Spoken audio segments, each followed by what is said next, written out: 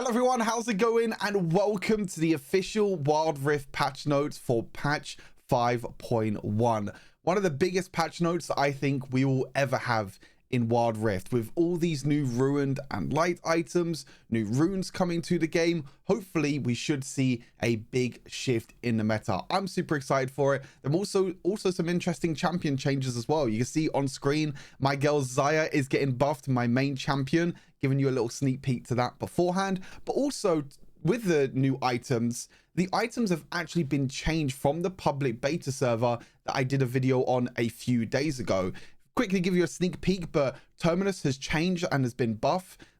There are some changes to some of the light items and also some of the changes to the ruin items, which I'll talk about a little bit later on in the video. If you want to skip to any point of the patch notes straight to champion changes or the item changes, I'll leave timestamps in the description so you can skip to a certain point during the patch notes. But these are really, really big. What I'm going to be doing, I'm going to be comparing the stats of these items to the stats that I got from the public beta server. You can see here, I have all the items and all the new runes and all the stats here, so you can see them all. I'm going to be going through all of these and seeing what they've changed and what they've buffed about these new ruin and light items, because I feel like they've gotten a lot stronger now, but just before the release as well. Just before the release, they thought they had us with the ruin items maybe not being as strong and the light items not being as strong, but they baited us with the public beta server. But anyway, super excited to go through these patch notes. Let's head into it. So first up, we have Kalista. Kalista is coming out tonight or tomorrow, depending on your time zone. Kalista, really, really fun, very unique AD carry to play. I'm super excited to play her. I'm super excited to also go through the story mode as well, the event, the Kalista's Odyssey as well. Super excited to see what the PvE mode is going to be like with all the different narrative comics that you can go through and everything as well. Super excited for that. But yeah, Kalista, super fun champion. I'm definitely going to be playing her a lot on stream. I'm probably going to be streaming for 12 plus hours tomorrow if you want to check it out. Link will be down in the description if you want to check out my Twitch channel, but I'll be streaming over there. Super excited to play Kalista. Let me know what you think of Kalista. And if you haven't already, make sure you also check out my YouTube channel, because I have a full guide for Kalista on my YouTube channel. So I go through all the abilities, what runes you should be running, what items you should be running, everything is in English as well, because I got access to the English PBE. So that is also super exciting. Obviously, we got the Wild Pass, the Food Spirits Fizz, got a new Wild Pass, no surprise there. Rank Season 13, they haven't actually said when Rank Season 13 is going to start, but I'm assuming it's going to be the 11th of April or the 12th of April. Normally, they have like a 24-hour difference between the end of a rank season and the start of a new rank season when a new patch comes out. So it gives players a day to kind of test all new items and test out new builds before the rank season starts. But again, I don't actually know when the rank season is going to start because it doesn't actually say here. Maybe it'll be on the official patch notes. I'm not too sure. A day after, as I just mentioned, we got Kalista's Odyssey, which is the PvE mode, all the comics you get to read and everything. You get to understand the story behind Kalista. They also released a book on Kalista as well, Rune Nation, which came out quite a while ago, which I've been reading through. So super excited to just get into Shadow Hours. I think Shadow Hours is one of my favorite regions in Runeterra. So really excited to get into this and, you know, get stuck in and read some more about the lore, because everyone loves lore. Presents, daily logging, claims for blue mots and orange gemstones. I'm cool with that. That's totally fine with me.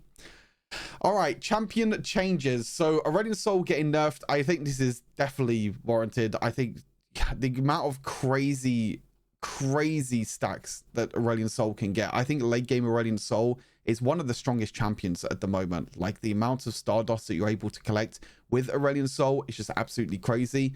You can see here now that the Stardust granted for minions and small monsters, so the little tiny minions, has gone down from 2 to 1. They are giving you more stacks towards the siege minions and large monsters, but again, you're not going to be getting as many of these. You're going to be going through a lot more small minions throughout the game than these siege minions and larger minions throughout the game. So it is a nerf to Aurelion Sol. It might work out around the same in the early game, but then as the game gets later on and as you kill more and more small minions, then that's going to be, you know, less stacks and less Stardust for yourself, which obviously means that Aurelion Sol doesn't scale as much as, you know, other champions might do. So bit of a nerf to Aurelion Sol. Like I said, I think this is warranted. I think Aurelion Sol is incredibly powerful, especially with the new Horizon Focus coming out. I think it's going to be a great item for Aurelion Sol. So we'll have to see what Aurelion Sol is going to be cooking in the next patch.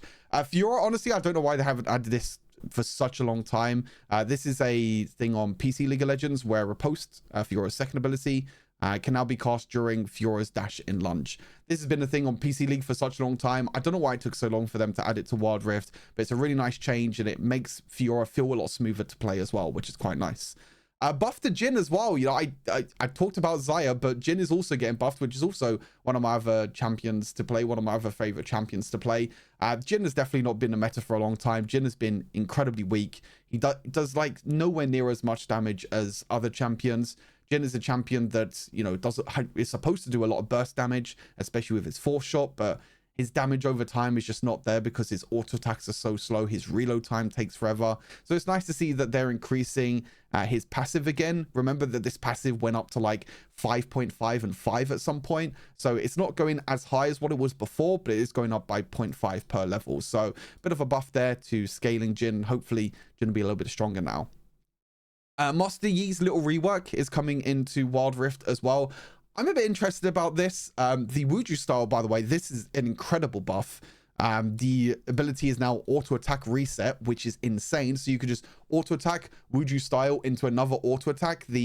Normally on live at the moment, when you activate Wuju style, it doesn't actually do anything. It just enhances your next 3 auto attacks, and the auto attacks just happen at the same time. But now you can time Wuju style and actually auto attack a lot quicker, which is going to be pretty insane, I think, for Master Yi's jungle clear, but also in fights as well.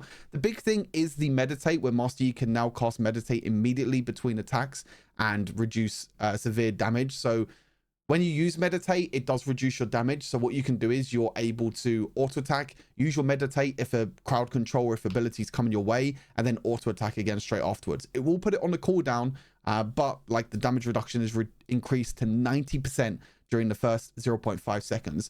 So there is a little bit of timing involved. You know, there is a little bit of skill involved where you have to time the meditate correctly to be able to reduce that damage coming in. But you can still obviously heal up, and you can still do the same thing with meditate. They're just doing it now so then you can dodge some damage and also take reduced damage as well.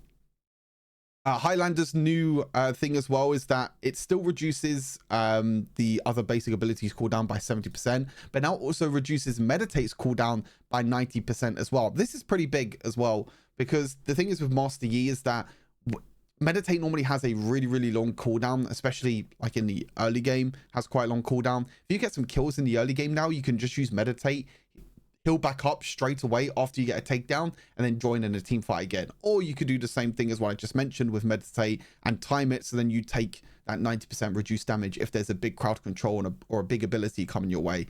So for example, like Aurelion Sol's ultimate is about to drop down, you time your meditate to when Aurelion Sol's ultimate is just about to drop, you'll basically take no damage from it. So really big changes to Master Yi actually. I mean, Master Yi is just...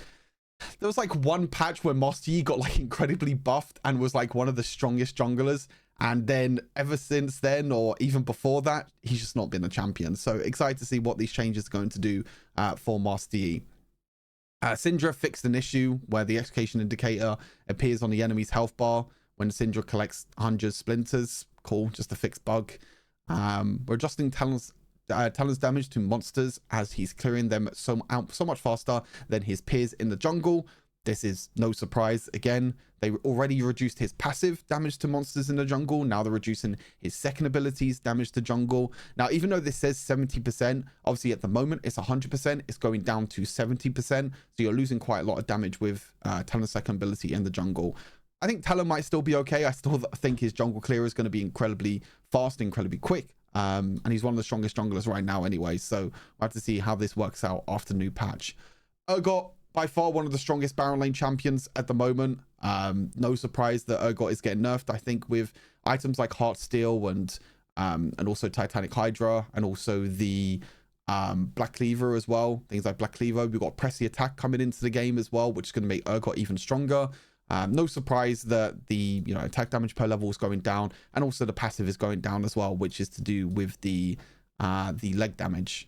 So that is also going down. So some pretty big nerfs to I mean, especially the target's maximum health is going down by quite a lot. But yeah, some pretty nice nerfs to Urgot. Is it going to be enough? We'll have to wait and see. But yeah, Urgot's been incredibly powerful for so long, just super tanky, and also just has a stupid amount of damage. Here, Wukong, they've just updated the passive and the active for the first ability, just the description. That's all they've done. They haven't actually done any changes. Same with the second ability as well. I think Wukong's sitting in an okay spot after the rework. I think it looks like he's becoming a lot better as a jungler rather than a Baron laner. I think he's performing pretty well in the jungle at the moment. Baron lane, not so much, but Wukong, no changes, just description changes. I don't know why they added this to the patch notes, but hey ho. Xayah, my main, my girl is back. Look at these buffs, by the way. This is insane, by the way. They are reducing the cooldown to 2 seconds at every single rank on Deadly Plumage, which is the extra attack speed that you get.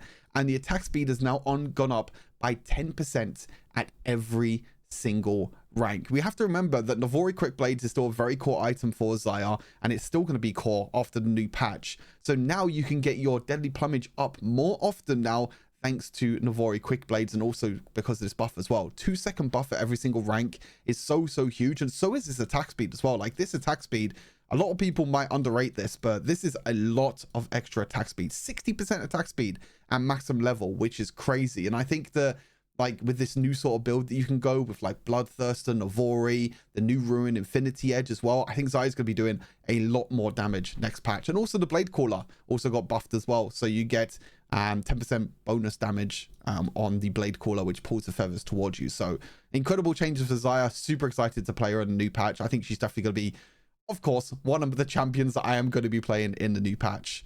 Zyra just making it so enemy champions deal 40% ability damage to Thorn Spitters. Yay. They're just making it a little bit tankier. Yay. I mean, Zyra actually might be good because of Arcane Comet. Making her plants a little bit tankier might be okay. We'll have to see. I'm not too sure, but yeah, pretty cool. Pretty nice.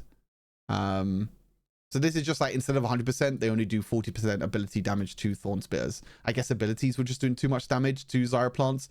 I don't play AP champions that much, especially against Zyra, so I'm not too sure how that actually worked out, but maybe things like Syndra's Spheres or something were just doing too much damage. All right, this is the big thing now, items. So as I mentioned at the start of the video, these items have actually changed. They've changed the stats. They've buffed some of the items, like Terminus, for example. They've changed some of the items. So if you watched the video before where I ran through all the items and I ran through all the stats, that's kind of what, it's not really useless because it was cool at the time. And I think it's really nice to actually show what the idea is of some of the items coming out. But these are now the official numbers that are going to be coming into Wild Rift in the new patch. So first up, let's talk about Terminus. As I mentioned, I have the other stats here as well. So if we go up to Terminus, you can see 3,200 gold, 40 attack damage, 30% attack speed. This is exactly the same. Nothing has changed with that. I have to say as well that this build path is one of the best build paths in the game. Recurve bow is really good. BF sword is really good. And you only sit on 300 gold to upgrade Terminus, which is absolutely disgusting. Attacks 35 bonus magic damage on hit, which I believe is also the same as well. 35 damage on hit, which is also the same. Now this one, so you alternate between light and dark on hits when attacking. The light attacks grant 5 to 8 armor and magic resist for 5 seconds, and the dark attacks grant 10% armor pen and a magic pen for 5 seconds on hit, and these can all be stacked up to 3 times. So you can get up to, you know, between 15 and whatever it is, 15 to 24 armor and magic resist, and up to 30% armor pen.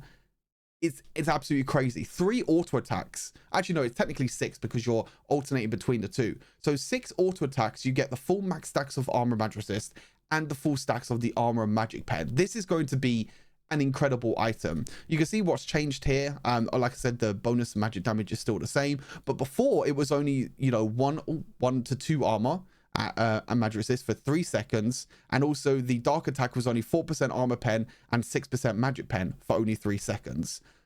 So this is just insane. Like, this is absolutely insane. They've changed it slightly, so instead of it lasting for 3 seconds, you getting up to 5 stacks, you now go up to 3, you know, you go up to 5, you know, you last for 5 seconds and each of them stack up to 3 times. So I think this item is going to be crazy strong. I've already mentioned champions that are really strong with this item. Ashe, Vayne, Master Yi potentially, Kayle, Varus on hit could potentially be a thing. Kai'Sa on hit as well. There are so many possibilities with this new item. So super excited to get into the patch tomorrow with this new item. Hole Breaker has been removed. I mentioned this already, but RIP to any of the split pushers that want to use Hole Breaker. That has now been removed. I also mentioned this already as well in my previous video, but Nisi Large Rod and Blasting Wand gets less stability power now. So now you're going to be sitting on less stability power when you're on these type of items. So now we have the theme, which is the light and the ruin. So as blessing wanes, darkens, spreads, the black mist shrouding the Shadow Isles expands. Blah, blah, blah, blah. I can just read it. This doesn't really mean anything. They just basically explain what the thing is. Counter the darkness and protect the rift. Followers of light having, yeah, whatever. It's just describing it. I thought there'd be some cool details here, but they're just describing what it is. So I thought it'd be like the reasoning behind why they're doing light and ruin items, but it's not. It is not. Okay, so Horizon Focus. So the gold has been increased to 3,100. The ability power has been increased to 90. We don't get the maximum health anymore, but the ability haste has been increased to 20. So more expensive item, but more stats. Bit of an interesting build path as well. The new build path, you got the Ring of Revelation, Blasting Wand, and Fiendish Codex. But the thing is with all of these new items is you're sitting on a lot of gold. 800 gold is a lot of gold to sit on until you can get to that point. Obviously, they removed the old passive, as I mentioned before. So now damage an enemy champion with an ability from 600 units away, reveal them for 6 seconds, and increase your damage dealt to them by 12 seconds. So this works incredibly well on long-range mages. Lux is an incredible example that you can, hit someone with your light binding, and then all your other abilities will be able to do 12% more damage, which is just insane. And also it reveals champions as well within 1,200 units, which is also really, really cool. In terms of this item, I don't think I think this is one of the items that actually didn't get changed at all. Reveals units for 6 seconds for 12%. 12,000 units for, yeah, this item didn't change at all. This was one of the ones that actually didn't really change at all. So one of the items that actually stayed the same. One of very few items that stayed the same. I think most of the light items actually stayed the same. It's mainly the ruin items that have been changed.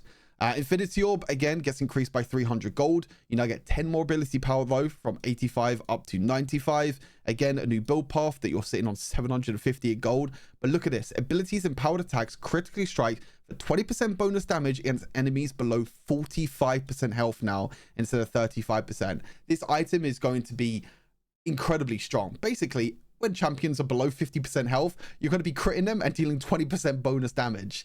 Now, obviously, the item is more expensive, but you get like more ability power as well. And this item just blows my mind. I think this item is going to be so strong in the next patch. Again, I don't think this has changed too much. I think this has stayed the same.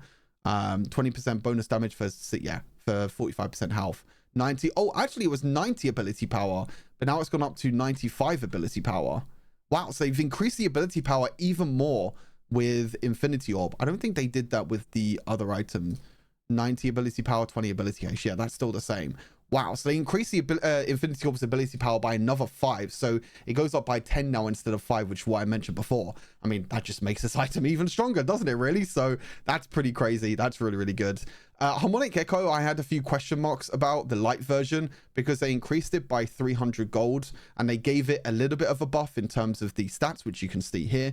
The healing goes up by a little bit, but before this was every 10 ability haste you have increased the healing by 1%. This is now 3%. You can see here again. I can show you on the changes here. If I look at Harmonic Echo, you see here every 10 ability haste you increase your healing by 1%. Now it's going to go up to 3%, which I think is actually a lot better overall. If you think about how much ability haste you might be able to get throughout the game, you can potentially get up to maybe 50, 60 ability haste, around about that. Like, so you can get like an extra 18% healing on your abilities, which is really, really good. And also this might make supports now try and go for lucidity boots for the extra ability haste to get even more healing, because I think the boots itself has 30 ability haste if I'm not mistaken, 20 or 30 ability haste. So again, that's like an extra 9% healing to your abilities. So I think this item is now a lot stronger than what it was on the PBE. And I still think this is probably going to be the best support item in the game that you're probably going to run on every single support just because of how much ability haste you're able to get. So really nice change with Harmonic Echo. That's going to be really, really nice. Riftmaker, gold being increased by 100. Ability power going from 80 up to 90. Again, the build path has changed, but this is one of the items that the combined gold is a little bit less. When in combat with champions, you gain 1 stack of corruption every second. Each stack increases damage, but you deal by 2.5% instead of 3%, but now you can stack it up to 4 times. So when you get up to that 4th stack, you're going to be dealing more damage, and also that means you're going to be dealing more true damage as well, which again is pretty insane. I think it's roughly the same, 3,300, 2.5% after 4 stacks. Yeah, this is pretty much the same. Nothing has really changed here. 90 ability power as well. I think that's also the same. Yeah, so Rift Maker is the same as what it was on the PBE. Again, I think this item is going to be really, really powerful, really, really strong, and will just be built on champions that still build it anyway at the moment. Champions like Gwen, for example, I still think will be incredibly powerful. Yomi's Ghostblade, again, going up by 200 gold. But now you get 50 movement speed, and now you get 5 to 10 armor pen at 100 stacks. And when you remove all the momentum, you still keep the armor pen for 3 seconds afterwards. So you're spending the extra 200 gold for a little bit more movement speed, but also more armor pen. And this is flat armor pen as well. Again, this item is still going to be really strong. It's still going to be the first item to go on most junglers, if not all junglers. I think it's going to be really, really strong. Again, we can compare this to the other Ghost Blades that we had on PBE, which I think is the same. 50 movement speed, 5 to 10 armor pen, still the same, 3,200 gold as well. So again, this is the same as what it was on PBE, so I think it's going to be really, really good. Dawn Shroud, again, going from 2,700 gold up to 3,000 gold. Again, pretty nice. And now you're able to heal for the same amount than what you deal damage every 3 seconds. So every single time you mobilize a champion, you're going to be dealing more damage based on your health, but also you're going to be healing that same amount as well, which again I think is the same, exactly the same as what it was on the PBE. We can see down here, heal yourself for 3 seconds, same thing, basically the same thing. Bonus health as magic damage and heal yourself for the same amount for 5. Okay, this was over 5 seconds, so now it's over 3 seconds instead, so you get the healing a lot quicker. One thing I did say about Dawn Shroud is that the healing did seem a little bit slow, but now it's 3 seconds instead of 5 seconds, so that's a little bit of a change there for Dawn Shroud, so pretty nice. Now onto the rune items. This is where the spicy changes are. This is where the changes that I feel most hyped about, because these are items that have crazy buffs to them, but also they have a downside to them as well. Death Cap now has 10 less ability power to start off with. However, you now can go up to 55% ability power, extra ability power as well, which is insane. Like, increasing your overall ability power by 55% is crazy. But look at this now. All of these reduce your base health have all been buffed. Before, they were crazy, crazy high. You know, if you look at these rune items from before, they were like, reduce your base health by 120 to 180, reduce it by 50 to 80.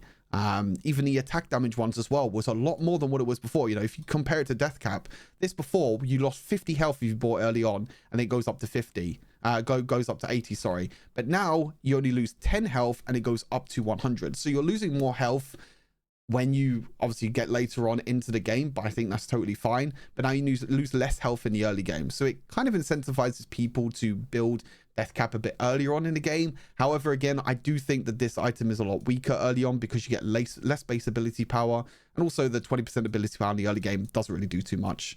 I think it's a lot better just to wait until it's like 3rd or 4th item, and then it's probably going to be the best point in terms of reducing your base health, but also getting the most out of the ability power. So yeah, super excited for Death Cap. Blade of the Ruin King, reducing by 200 gold is crazy, crazy good for this item. This item was like a bit weak because I think the stats in terms of you get more attack speed than attack damage, and the attack damage in general was quite low. Most people are not really building this item, especially on like 80 carries, for example. But then reducing the gold by 200 is pretty nice. The physical vamp also goes up from 10% up to 12%, which was the same on PBE.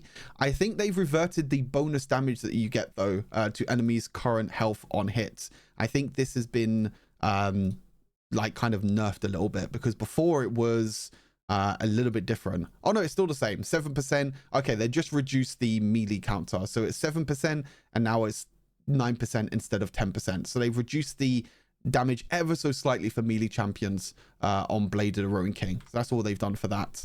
And then the maximum damage is all still the same. The drain effect, now you can steal 40% of their movement speed for 2 seconds, which again is pretty insane. You can see here that this is the one here that you can reduce 40% of the movement speed. But again, look at the base health before. 60 to 150 base health it was being reduced by before. Now it's only being reduced by 10 to 100 on Blade Ruin King, which is crazy. Like, I actually think that some AD carries might actually build this as a first item now, especially on hit AD carries. You know, if you want to go on hit Varus, Kai'Sa, for example, as well, this plus Terminus becomes incredibly powerful in my opinion, because the you know, the cheaper gold, the more physical vamp, the same amount of damage that you're still able to do, the stealing 40% move speed is also really huge. So this is going to be a really strong item. I'm really looking forward to seeing, you know, what builds that, you know, people come up with and what builds that we can come up with as well with Blade of Ruin King. Infinity Edge, again, being reduced by 200 gold is just mind-blowing, to be fair. Like, they're reducing the gold of all of these items is very scary. Now you can deal 225% crit damage instead of 205%, which is just bonkers. Like, we're going back to the old Infinity Edge from a few patches ago. Everyone remembers when they increased the, I think it was the base attack damage or the base attack speed of every single AD carry, but they reduced the Infinity Edge crit from 225% down to 200%. And it took a little bit of time for people to adjust. And basically, Infinity Edge became a dead item. No one wanted to build it anymore. Now, the item costs 200 gold cheaper, and also it goes back to the 225% crit damage, which is, I think this item is going to be insanely strong. And again, like, reducing your base damage by only 10 to 100, which if we see the stats from before, this was going to be 120 to 180 reduced base damage. I was like, oh, that's quite a lot for an AD carry. Now it's only 10 to like 100. Insane. I think, again, like, Infinity Edge is going to be incredibly powerful. It might go back to a meta where we build Infinity Edge second or third item. We'll have to wait and see, but again, really powerful. Now onto the more tankier items. We have Amaranth's Twin God, which you can now get up to 3 max stacks instead of 5 max stacks, which means that you can get to the empowered version of a Twin God a lot sooner now, which is insane. You know, max stacks, you gain size, tenacity, the increased armor and magic resist goes up by 5%. But again, you only need to be in combat now for 3 seconds instead of 5 seconds. So that's all you need to do. Just be in combat for a few seconds, and there you go. Like, you've got the extra armor, magic resist, size, and tenacity, which again, I think is going to be incredibly powerful on tanks. You know, I'm thinking of like tank supports, all in the Baron lane, even champions that don't mind losing a little bit of AD, maybe champions like Sion, for example, that just wants to be a huge tank. Again, going to be really good. But again, before we were going to lose only, you know, we are going to lose 5 to 10 attack damage. Now we're only losing 1 to 10 attack damage, which is pretty big. But everything else has stayed the same. You know, 1 second, every second was 3 max stacks, and then we're getting 35 armor and 35 magic resist. So again, pretty insane item to go for tanks. Warmogs are doing a change that was on the PBE. They're now making it so you require more HP now to get the bonus health when not taking damage over the last 4 seconds, which is actually pretty nice. So even though you need more health now, you don't need to be out of combat for as much longer. I'm not too sure if it was 4 seconds on the PB or if it was still 6 seconds. Oh, it was 4 seconds. So I must have just completely missed this on the PBE, because on the live server at the moment it's 6 seconds. So now it's going down to 4 seconds. So even though you need more HP now, which means that you can't really rush Warmogs as a first item anymore, you have to build it second or third item. No, not taking any damage during the last 4 seconds, you start to get that healing, which is 5% of your maximum health, which is pretty nice. Then it also has a new base stat, which is restores 0.3% of your maximum health per second, which I believe is the same as the PBE, which it is. And again, it only reduces your attack damage by 1 to 15, whereas before it was 10 to 15. So it invites you to build items like Warmogs and Twin Guard a lot earlier on into the game now, which I don't think it's going to really happen. I think Warmogs might be built second item, but Twin Guard will still be like a third, fourth, maybe fifth item on most champions. Sterak's Gauge, I think this is by far one of the strongest ones because the stats or anything hasn't really changed. Removing all crowd control when you trigger Lifeline passive is so big. Like, this is such a big buff to Sterak's Gauge, and also granting you 50% tenacity for 4 seconds is just insane. It means that, yes, the tenacity is not lasting as long, but when you proc Sterak's Gauge and when you proc the Lifeline passive, you are normally extremely low on health anyway. You're extremely low on health. You're normally trying to escape, or you're right in the middle of a team fight. So you normally want more tenacity for less time because you're right in the middle of the team fight. And again, the downside is only that you lose 5 movement speed. So it's incredible. I think this item, again, is going to be mostly built on every champion. I think most of these items that they've added in terms of the rune items, the light items, are items that were already strong. Most of them anyway. Most of them were already strong, but now they just made them even stronger, basically. So I think that's what's going to happen with that. So really excited about the new items. Obviously, we have the runes as well. I don't know why the hell they are changing this name. I really hope that this is not called Empowerment when the game comes out tomorrow. I hope this is some sort of bug or something wrong or something like that. I really hope this is, because this is basically press the attack. I will still call it press the attack. If you hear me saying press the attack, I'm talking about this room, Empowerment. But yeah, hitting enemy with 3 consecutive attacks. You deal 40 to 180 bonus adaptive damage, and you make them vulnerable, increasing all damage they take by 8% for 6 seconds. Once vulnerable, your attacks will also deal 6 to 20 bonus true damage, and when the target exits the vulnerable state, vulnerability enters a cooldown that cannot be applied to the same champion for 6 seconds, or to any enemy champion, sorry, for 6 seconds. So this does have a bit of a cooldown. This does have a bit of a... So there's a difference. So you can see here that if I roll on down, the Keystone Kraken Slayer has been removed. So this is the replacement for Kraken Slayer. Now, Kraken Slayer before was quite powerful on champions that had either really high attack speed or multiple attacks in a short amount of time, like Lucian's passive, for example. Kraken Slayer was really good because you could proc it multiple times during a team fight.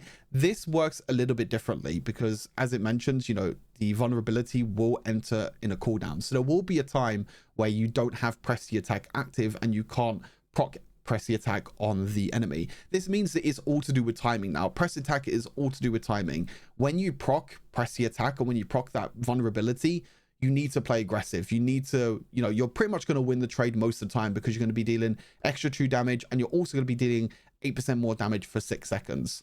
The big differences between PC League and the Wild Rift version is that this extra damage will last longer. The vulnerability damage will last longer. And also you have extra true damage as well, which is going to help a little bit with the damage.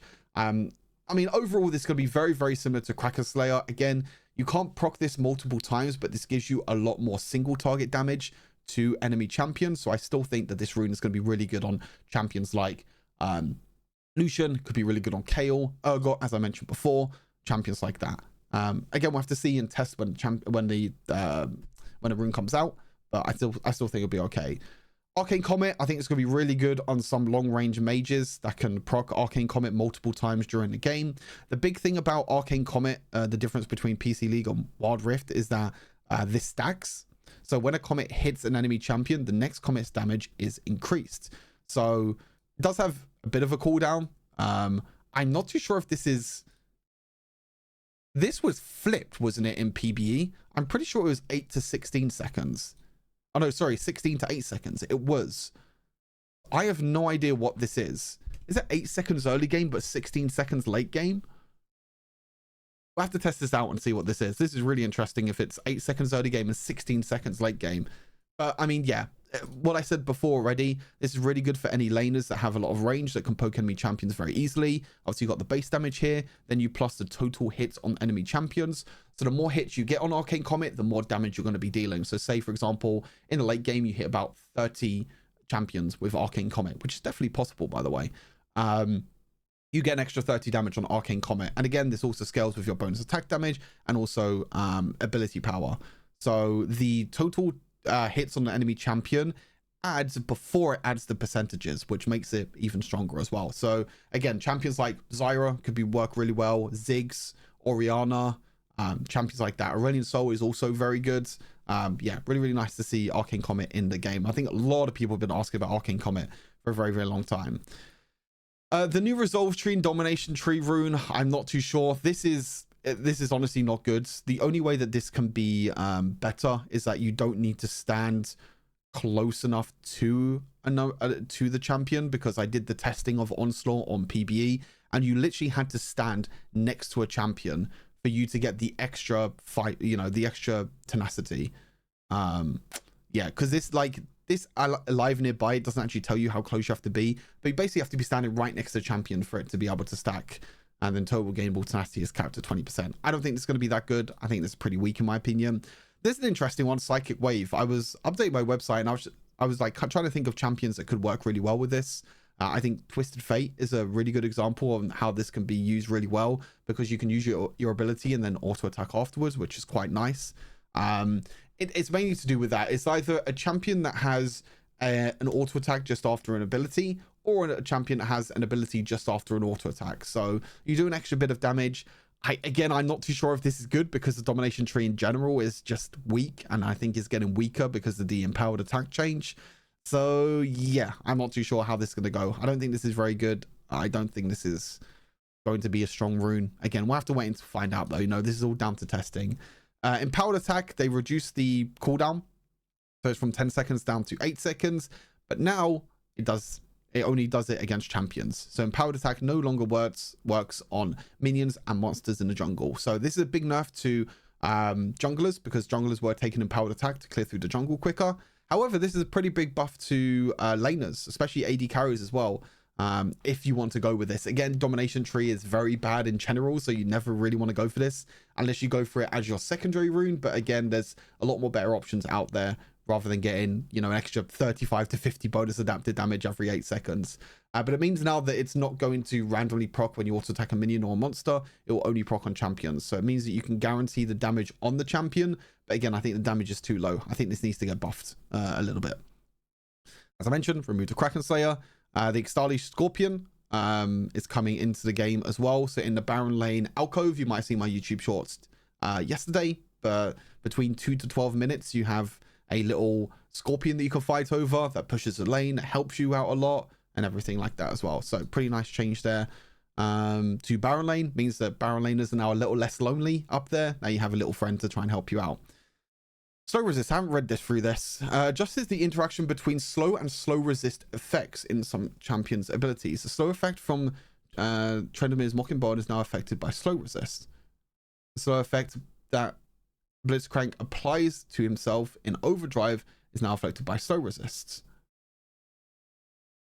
Okay, so this is interesting. So it means that if you build slow resist now on some of these champions, so say Trendemir and Blitzcrank, say you buy slow resist and you buy an item that has slow resistance, which I'm trying to think of items that actually have slow resistance. I don't think there's a lot of champions that have slow resistance, or champions or items have slow resistance.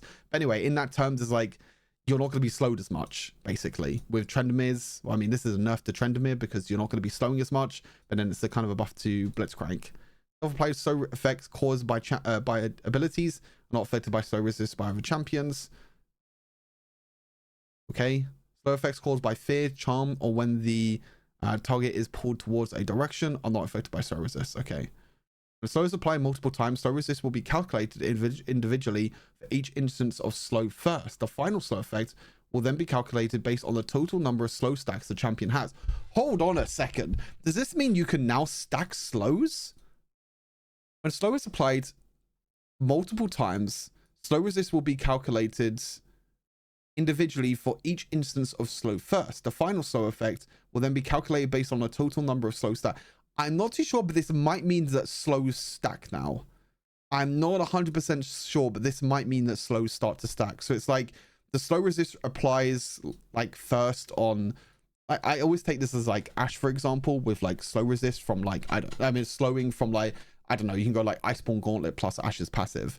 So now it just, the slow resist gets reduced for each one, and it's calculated at the end how much slow they actually have. Interesting. I'll have to have a look at this. I'm not really too sure what this means, because I mean, slows and slow resists in general are just so complicated to calculate on League of Legends and also Wild Rifts. Yeah, that's a bit interesting. Super long range abilities displays. This is kind of cool. Targets within the range indicator of super long abilities, so like Lux's Final Spark, Jinx's Super Mega Death Rocket, Ezreal's True Damage, etc., will trigger the ability Minicam. So the Minicam that happens in the top left hand corner, normally you'll only be able to see this when the ability is far away. that you can't actually see it on your screen, but now you can actually track where the ability is going to from that mini cam. So now you don't have to hold the ability anymore to actually see where the ability is going to hit. You can see it in the mini cam in the top left hand corner. So it's quite nice. It means that you can stay on your champion and you won't get caught by looking at your super mega death rocket or true damage or something like that, or true shot barrage, sorry, I should say. Strategy panel now opens up the scoreboard tab by default. Cool. Situational smart quick chat messages. Quick chat messages we generated and recommended. Cool. Just quick chat stuff.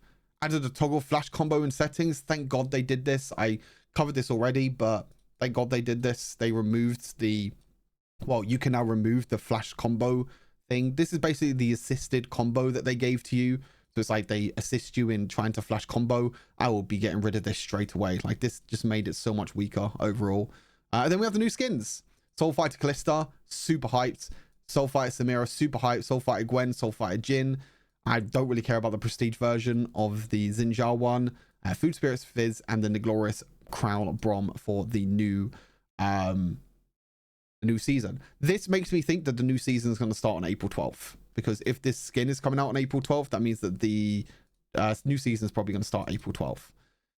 And a few extra bits here. I'm not too sure if there's anything interesting here. Fix the issue where if players tap the cheering up Poro icons in the loader screen, the in-game chat box may not appear. Oh, they fixed it.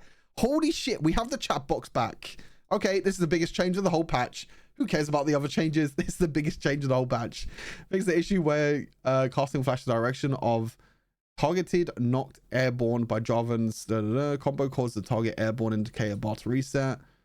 This issue where running soul singularity can be used to kill a summoned Rift Herald. Okay, didn't know that was the thing. Fix the issue where Warwick follows Aurelion Soul movement after clamping onto him with Jaws of the Beast. That's quite funny. Fix the issue where damage from Zoe's first strike would awaken targets she had put to sleep. Okay, bit of an interesting buff there to Zoe first strike. I don't think it's going to be good, but interesting. Actually, no, it might be pretty good, to be fair, because if first strike doesn't do too much, then yeah, that might be pretty interesting. Fix the issue where Lux's allies do not receive the second phase of the shielding when it is cast at maximum distance. What? Fix the issue where Lux's allies do not receive the second phase of the barrier's shielding when it was cast in a maximum distance. I didn't even know this was a thing. Okay, Lux buff as well, I guess. Cool. All right, that's everything. That is all the changes coming to patch 5.1. Again, huge changes to items, huge changes to champions. Yeah, I'm really excited about this patch overall. Again, I'll probably be doing a long stream tomorrow to cover like all the new items and changes. So if you want to tune into the stream, you can do. But yeah, until next time, chat, take care of yourselves. Have a good rest of the day. And I'll see you tomorrow for patch 5.1. Peace.